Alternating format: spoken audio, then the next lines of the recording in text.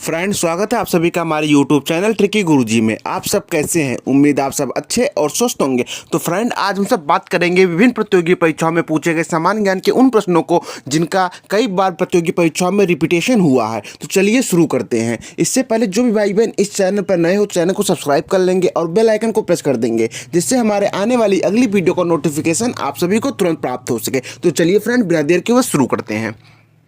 Friend, पहला प्रश्न आपका दिया गया कि जय जवान जय किसान का नारा किसने दिया था? जय जवान जय किसान का नारा किसने दिया था? ऑप्शन ए जवाहरलाल नेहरू ने दिया था, ऑप्शन बी लाल बहादुर शास्त्री ने दिया था, ऑप्शन सी चंद्रशेखर आजाद ने दिया था, या फिर ऑप्शन डी महात्मा गांधी ने दिया था। तो बात की जाए जय जवान जय किसान का नारा जिसने दिया था वह थे आपके लाल बहादुर शास्त्री। ऑप्शन बी इसका राइट आंसर हो जाएगा। ऑप्शन बी इसका राइट आंसर हो जाएगा, लाल बहादुर शास्त्री। चलिए अगले प्रश्न को देखते हैं। अगला प्रश्न आपका दिया गया कि संविधान सभा का स्थायी अध्यक्ष कौन था? संविधान सभा का स्थायी अध्यक्ष कौन था? Option A doctor Bhimrao Ambedkar थे, ऑप्शन बी डॉक्टर सच्चिदानंद सिन्हा थे, ऑप्शन बी एच.सी. मुखर्जी थे, या फिर option D doctor Rajendra Prasad थे। तो बात की जाए संविधान सभा के स्थायी अध्यक्ष की, तो वो आपके थे doctor Rajendra Prasad. Option D इसका राइट आंसर हो जाएगा, डॉक्टर राजेंद्र प्रसाद। चलिए अगले प्रश्न को देखते हैं।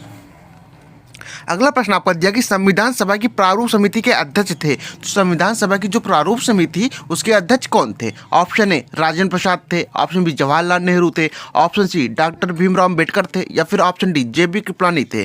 तो बात की जाए संविधान सभा की प्रारूप समिति के अध्यक्ष, तो वो आपके डॉक्टर भीमराव अंबेडकर थे। ऑप्शन सी इसका राइट आंसर हो जाएगा, डॉक्टर भीमराव अंबेडकर प्रारूप समिति या ड्राफ्टिंग कमेटी। चलिए अगले प्रश्न को देखते हैं। अगला प्रश्न आपका दिया गया कि विश्व रेड क्रॉस दिवस किस तारीख को मनाया जाता है? अर्थात विश्व रेड क्रॉस डे कब मनाया जाता है? वह कौन सा दिन के दिन किस दिन के दिन आपका विश्व रेड क्रॉस दिवस मनाया जाता है? ऑप्शन ए 8 मई के दिन, ऑप्शन बी 8 मार्च के दिन, ऑप्शन सी 8 अप्रैल के दिन, या फिर ऑप्शन डी 8 जून के दिन। तो बात की जाए विश्व रेड क्रॉस दिवस ये आपका मनाया जाता है 8 मई को। कब मनाया जाता है? 8 मई को। ऑप्शन ए इसका राइट आंसर हो जाएगा, 8 मई। चलिए अगले प्रश्न को देखते हैं। अगला प्रश्न आपका दिया गया कि सूर्योदय का देश के नाम से कौन सा देश प्रसिद्ध है? अर्थात वह देश कौन सा है जिसे सूर्योदय का देश कहा जाता है? ऑप्शन ए उसे भारत कहते हैं, ऑप्शन बी जापान को, ऑप्शन सी श्रीलंका को, या फिर ऑप्शन डी इटली को। तो बात की जाए सूर्योदय का देश या आपका जापान है। ऑप्शन बी इसका राइट आंसर हो जाएगा, ऑप्शन बी सूर्योदय का देश जापान। चलिए अगले प्रश्न को देखते हैं। अगला प्रश्न आपका दिया कि अंतर्राष्ट्रीय महिला दिवस किस तिथि को मनाया जाता है? मोस्ट इंपॉर्टेंट प्रश्न है, ये आपका कई बार रिपीट हुआ है प्रत्येक प्रतियोगी परीक्षाओं में। तो चलिए देखते हैं अंतर्राष्ट्रीय महिला दिवस कब मनाया जाता है। ऑप्शन ए 8 अप्रैल के दिन, ऑप्शन बी 8 जून के दिन, ऑप्शन सी 8 मई के दिन, या फिर ऑप्शन डी 8 मार्च के दिन। तो बात की जाए अंतर्राष्ट्रीय महिला दिवस ये आपका मनाया जाता है 8 मार्च को। ऑप्शन डी इसका राइट आंसर हो जाएगा, 8 मार्च। चलिए अगले प्रश्न को देखते हैं। अगला प्रश्न आपका दिया गया है कि क्षेत्रफल की दृष्टि से भारत में सबसे छोटा राज्य कौन सा है? अर्थात क्षेत्रफल की दृष्टि से भारत का सबसे छोटा राज्य कौन सा है? ऑप्शन ए सिक्किम है, ऑप्शन बी छत्तीसगढ़ है, ऑप्शन सी गोवा है, या फिर option D Jammu and Kashmir है। तो बात की जाए क्षेत्रफल की दृष्टि से भारत का जो सबसे छोटा राज्य है वो हो जाएगा गोवा। ऑप्शन सी इसका राइट आंसर हो जाएगा, गोवा। चलिए अगले प्रश्न को देखते हैं। अगला प्रश्न आपका दिया गया है कि ओणम किस राज्य का प्रसिद्ध त्यौहार है? ओणम किस राज्य का प्रसिद्ध त्यौहार है? ऑप्शन ए तमिलनाडु का है, ऑप्शन बी कर्नाटक का है, ऑप्शन सी केरल का है, या फिर ऑप्शन डी तेलंगाना का है। तो बात की जाए ओणम की, तो यह आपका केरल का एक प्रसिद्ध त्यौहार है। ऑप्शन सी इसका राइट आंसर हो जाएगा, केरल। चलिए अगले प्रश्न को देखते हैं। अगला प्रश्न आपका दिया गया कि दिल्ली भारत की राजधानी कब बनी थी? दिल्ली भारत की राजधानी कब बनी थी? ऑप्शन ए 1912 में बनी थी, ऑप्शन बी 1911 में बनी थी, ऑप्शन सी 1910 में बनी थी, या फिर ऑप्शन डी 1946 में बनी थी। तो बात की जाए दिल्ली जो भारत की राजधानी बनी थी वह बनी थी 1911 में। ऑप्शन बी इसका राइट आंसर हो जाएगा, 1911। आप सबको कमेंट करके बताना है कि दिल्ली की राजधानी बनने से पहले भारत की राजधानी क्या थी। चलिए अगले प्रश्न को देखते हैं। अगला प्रश्न आपका दिया गया कि सबसे चमकीला ग्रह कौन सा है? सबसे चमकीला ग्रह कौन सा है? ऑप्शन ए शुक्र ग्रह है, ऑप्शन बी शनि ग्रह है, ऑप्शन सी मंगल ग्रह है, या फिर ऑप्शन डी अरुण ग्रह है। तो बात की जाए सबसे चमकीले ग्रह की, तो वो आपका क्या हो जाएगा? वो हो जाएगा आपका शुक्र। ऑप्शन ए इसका राइट आंसर हो जाएगा, शुक्र ग्रह ये आपका सबसे चमकीला ग्रह है। चलिए अगले प्रश्न को देखते हैं।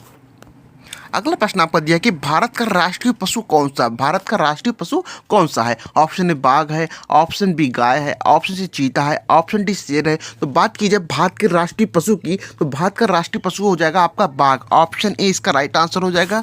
इस प्रश्न को देखकर आपको लग रहा होगा कि बहुत सरल प्रश्न है, लेकिन नहीं, एसएससी स्तर की परीक्षाओं में ये प्रश्न पूछा जा सकता है या पूछा गया है, पूछा जा नहीं सकता, ये पूछा गया है, वो भी कई बार पूछा गया है। चलिए अगले प्रश्न को देखते हैं। अगला प्रश्न आपका दिया कि भारत का राष्ट्रीय पक्षी, देखिए फिर पूछ लिया गया कि भारत का राष्ट्रीय पक्षी कौन है। ये भी प्रश्न आपका कई बार एसएससी की परीक्षाओं में आया हुआ है। तो भारत का राष्ट्रीय पक्षी कौन सा है? ऑप्शन ए बाज है, ऑप्शन बी हमिंग है, ऑप्शन सी सारस है, या फिर ऑप्शन डी मोर है। तो बात की जाए भारत के राष्ट्रीय पक्षी की, तो भारत का जो राष्ट्रीय पक्षी हो जाएगा वो हो जाएगा ऑप्शन डी मोर। ऑप्शन डी इसका राइट आंसर हो जाएगा मोर। चलिए अगले प्रश्न को देखते हैं। अगला प्रश्न आपको दिया कि भारत का राष्ट्रीय जलीय जीव कौन सा है। इस प्रश्न का आंसर आप सब कमेंट में करके बताएंगे कि जो भारत का राष्ट्रीय जलीय जीव कौन सा है। गंगा डॉल्फिन है, या शार्क है, या समुद्री घोड़ा है, या फिर ऑप्शन डी व्हेल है। तो इसका आंसर आप सब कमेंट करके बताएंगे। चलिए अगले प्रश्न को देखते हैं। अगला प्रश्न आपका दिया कि भारत का राष्ट्रीय फल कौन सा है। भारत का जो राष्ट्रीय फल है वह कौन सा है। ऑप्शन ए अमरूद है, ऑप्शन बी सेब है, ऑप्शन सी आम है, या फिर ऑप्शन डी लीची है। तो बात की जाए भारत के राष्ट्रीय फल की, तो भारत का जो राष्ट्रीय फल हो जाएगा वह हो जाएगा आम। ऑप्शन सी इसका राइट आंसर हो जाएगा आम। चलिए अगले प्रश्न को देखते हैं। अगला प्रश्न आपका दिया है कि भारत का राष्ट्रीय फूल कौन सा है। भारत का राष्ट्रीय फूल कौन सा है। ऑप्शन ए गुड़हल का है, ऑप्शन बी गुलाब का है, ऑप्शन सी कमल का है, या फिर ऑप्शन डी कनेर का है। तो बात कीजिए भारत के राष्ट्रीय फूल की, तो भारत का राष्ट्रीय फूल हो जाएगा आपका कमल। ऑप्शन सी इसका राइट आंसर हो जाएगा भारत का राष्ट्रीय फूल कमल। चलिए अगले प्रश्न को देखते हैं। अगला प्रश्न आपका दिया गया है कि भारत का राष्ट्रीय पेड़ कौन सा है। भारत का राष्ट्रीय पेड़ कौन सा है। ऑप्शन ए पीपल का है, ऑप्शन बी बरगद का है, ऑप्शन सी आम का है, या फिर ऑप्शन डी नीम का है। तो बात की जब भारत के राष्ट्रीय पेड़ की, तो भारत का जो राष्ट्रीय पेड़ हो जाएगा वो हो जाएगा ऑप्शन बी बरगद। बरगद आपका राष्ट्रीय पेड़ हो जाएगा। चलिए अगले प्रश्न को देखते हैं। अगला प्रश्न आपका दिया गया है कि भारत का राष्ट्रीय खेल कौन सा है। भारत का राष्ट्रीय खेल कौन सा है। ऑप्शन ए क्रिकेट है, ऑप्शन बी हॉकी है, ऑप्शन सी फुटबॉल है, या फिर ऑप्शन डी टेबल टेनिस है। तो बात कीजिए भारत के राष्ट्रीय खेल की, तो भारत का राष्ट्रीय खेल आपका हो जाएगा हॉकी। ऑप्शन बी इसका राइट आंसर हो जाएगा, ऑप्शन बी हॉकी। जबकि हॉकी को कोई ऑफिशियल दर्जा नहीं प्राप्त है कि भारत का वह ऑफिशियल खेल है, लेकिन हॉकी को ही माना जाता है कि भारत का ऑफिशियल खेल हॉकी को। चलिए अगले प्रश्न को देखते हैं। अगला प्रश्न आपका दिया गया है कि भारत के राष्ट्रीय झंडे की लंबाई और चौड़ाई में अनुपात कितना है। तो भारत का राष्ट्रीय झंडा है, इसकी लंबाई और चौड़ाई का अनुपात कितना है। ऑप्शन ए 2:4 है, ऑप्शन बी 3:4 है, ऑप्शन सी 3:2 है, या फिर ऑप्शन डी 4:3 है। तो बात की जाए भारत के राष्ट्रीय झंडे की लंबाई और चौड़ाई में अनुपात, तो वह हो जाएगा ऑप्शन सी 3:2। क्या हो जाएगा? ऑप्शन सी 3:2 इसका लंबाई और चौड़ाई का अनुपात हो जाएगा। और बात की जाए भारतीय राष्ट्रीय झंडा जो है तिरंगा, इसकी डिजाइन किसने बनाई थी। तो इसका आपको कमेंट करके बताना है कि भारतीय राष्ट्रीय झंडे की जो डिजाइन है वो किसने तैयार की थी। चलिए अगले प्रश्न को देखते हैं।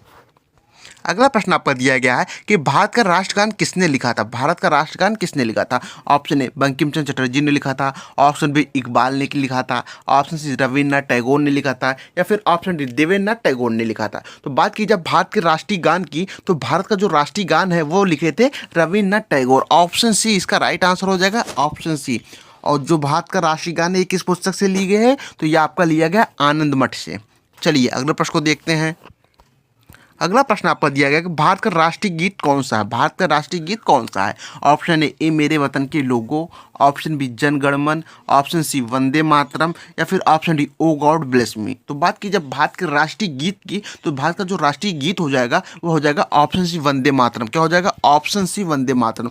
और बात की जाए जनगण मन क्या है, तो जनगण मन आपका राष्ट्रगान है। क्या है? जनगण मन आपका राष्ट्रगान है। जनगण मन आपका राष्ट्रगान है। चलिए अगले प्रश्न को देखते हैं।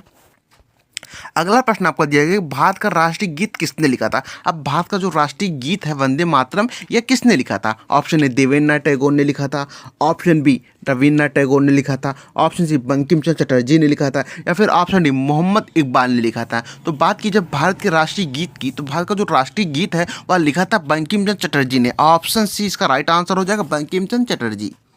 चलिए अगले प्रश्न को देखते हैं।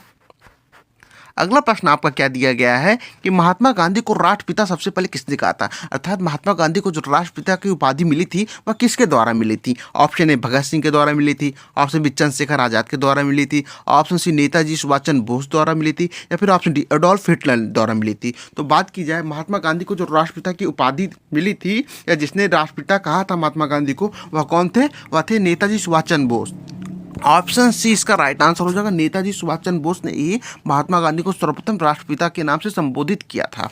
चलिए अगले प्रश्न को देखते हैं। अगला प्रश्न आपको दिया गया है कि हमारा राष्ट्रीय पंचांग कौन सा है, अर्थात जो हमारा राष्ट्रीय पंचांग है उसका नाम पूछा गया है कि कौन सा हमारा राष्ट्रीय पंचांग है, अर्थात भारतवर्ष का राष्ट्रीय पंचांग कौन सा है। ऑप्शन ए शक संवत है, ऑप्शन बी हिजरी संवत है, ऑप्शन सी विक्रम संवत है, या फिर ऑप्शन डी ग्रेगोरियन कैलेंडर का था। तो बात कीजिए राष्ट्रीय पंचांग का, तो यह आपका हो जाएगा ऑप्शन ए शक संवत। क्या हो जाएगा, शक संवत। ऑप्शन ए इसका राइट आंसर हो जाएगा, जो किस पे आधारित है, जो ग्रेगोरियन कैलेंडर पर आधारित है। किस पे, ग्रेगोरियन कैलेंडर पर आधारित है। चलिए अगले प्रश्न को देखते हैं। अगला प्रश्न आपको दिया गया है कि राष्ट्रीय गान गाने की अवधि कितनी होती है, अर्थात राष्ट्रीय गान गाने के जो समय है वह कितना होता है। ऑप्शन ए 52 सेकंड होता है, ऑप्शन बी 63 सेकंड होता है, ऑप्शन सी 54 सेकंड होता है, या फिर ऑप्शन डी 53 सेकंड होता है। तो बात की जाए राष्ट्रगान गाने की जो अवधि होती है वह होती है 52 सेकंड। ऑप्शन ए इसका राइट आंसर हो जाएगा, ऑप्शन ए इसका राइट आंसर हो जाएगा। चलिए अगले प्रश्न और इस सीरीज के आखिरी प्रश्न को भी देखते हैं। बात की जाए प्रश्न 25वें की, तो यह आपका क्या हो जाएगा, रेडियो एक्टिविटा की खोज किसने की थी। रेडियो एक्टिविटा की खोज किसने की थी। ऑप्शन ए वर्गीज कुरियन ने की थी, ऑप्शन बी हेनरी बेकरल ने की थी, ऑप्शन सी रोनाल्ड रास ने की थी, या फिर ऑप्शन डी सीवी रमन ने की थी। तो बात की जाए रेडियो एक्टिविटा की खोज, तो यह किसने की थी, यह आपकी की थी हेनरी बेकरल ने। ऑप्शन बी इसका राइट आंसर हो जाएगा, ऑप्शन बी इसका राइट आंसर हो जाएगा।